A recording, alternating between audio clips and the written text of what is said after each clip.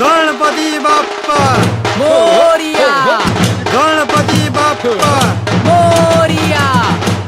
ઓ કાકા આવ્યો ટુબ્બીસ અરે અમને એના માટે બોલાવ્યા જ.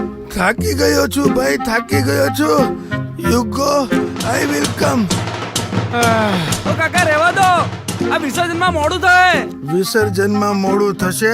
અરે ડોબા, તને વિસર્જન માટે જ બોલાવ્યો છે. પુષ્પ વચન હું એટલે ફૂલોનું વચન.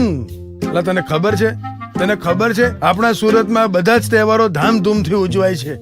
જેમ કે આ ગણેશ ઉત્સવ લઈ લે, આ નવરાત્રી, છઠ પૂજા. અરે આપણે તો ઉરતના લોકો, ઉત્સવ પ્રેમી.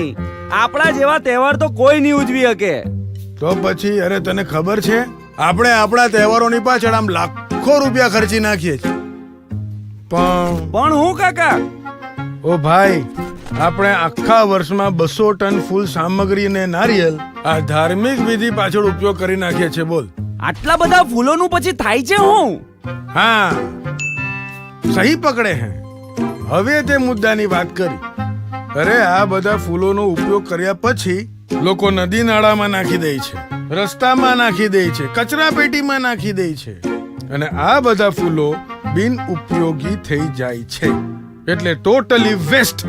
આ ધાર્મિક વિધિ પર ચડાવેલ ફૂલ સામગ્રી તો નદીમાં જ નાખવાનો હોય ને ભાઈ? બસ અહીં જ તો આપણી ભૂલ થાય છે બોસ. આ વપરાયેલા ફૂલ સામગ્રીને આપણે વર્મી કમ્પોસ્ટમાં આપી ખાતર ના બનાવાય? હા, આઈડિયા તો જોરદાર છે ને ભાઈ. તો પછી પણ એમાં આપણે શું કરી શકવાના?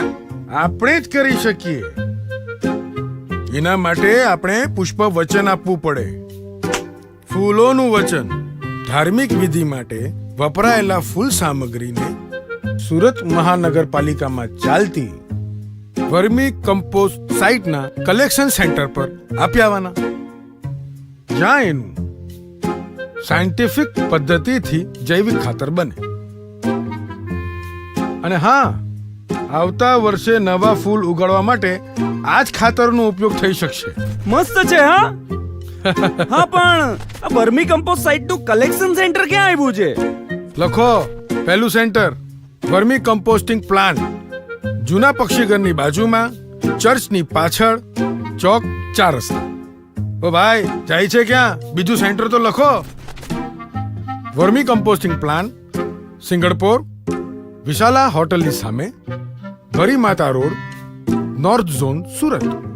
ઓ સાંભળ, આ વર્ષે વિસર્જન ઓવારા પર ફૂલ સામગ્રીને લેવાની પણ વ્યવસ્થા કરવામાં આવી છે. તો આ વિસર્જન પુષ્પ વચન સાથે. યસ, ફૂલ સામગ્રીને આપીએ આપણે વર્મી કમ્પોસ્ટમાં, જ્યાં સચવાય સાચી શ્રદ્ધા ને આસ્થા. ગણપતિ બાપ્પા મોરિયા. ઓ કાકા, ચાલો હવે બહુ મોડું થઈ ગયું યાર. તું ચૂપ રે. ક્યાં હતો? ક્યાં અરે, રૂપા તમે જેવો ક્યાં હતો? હતા? મગજમારી કરે છે. ચાલ હવે ને સાંભળ, આ ફૂલ સામગ્રી અલગ કર. નદીમાં નથી ફેંકવાનું.